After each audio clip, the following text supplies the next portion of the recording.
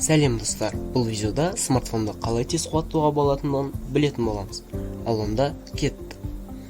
Алдымен смартфонды өшіріңіз. Қуат көзіне қосылған кезде телефонсыз біршама уақыт болуға тырысыңыз. Смартфон өшірілген кезде батарея зарядын жұмсамайды және тиісінше тезірек зарядталады. Бұл қарапайым және айқын әрекет. Ұялы байланыс желісіне қосылу, сондай-ақ Wi-Fi және Bluetooth пайдалану батареяның қуатын жылдам азайтады. Егер сіз қандай да бір себептермен смартфонды өшіре алмасаңыз, оны кем дегенде ұшақ режиміне қойыңыз. Сол кезде батарея жүктемесі, яғни нагрузка азаяды.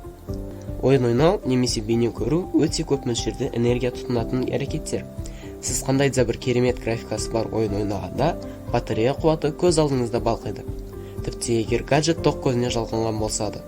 Сондықтан гейминг пен фильмдерді қуаттап болғанға дейін тоқтата тұрған жөн. Жылдам зарядтау функциясы бар кабельді пайдаланыңыз. Бірақ жедел зарядтау батарея сыйымдылығын белгілі бір пайызына дейін ғана мүмкін болатындығын есте ұстаған жөн. Содан кейін батарея қызып кетпеу үшін процесс баяулайды. Сондықтан бұл смартфон қуаты тең болған жағдайда өте ыңғайлы. Және егер сіз жақын арада бір жерге баруыңыз керек болған кезде, смартфонның қызып немесе салқындап кетуінен сақтаныңыз. Қызып кету немесе гипотермия кезінде батареялар баяу қуатталып, зарядты тез жоғалтады. Жалпы алғанда, жылу мен суық батареяның денсаулығына теріс әсер етеді.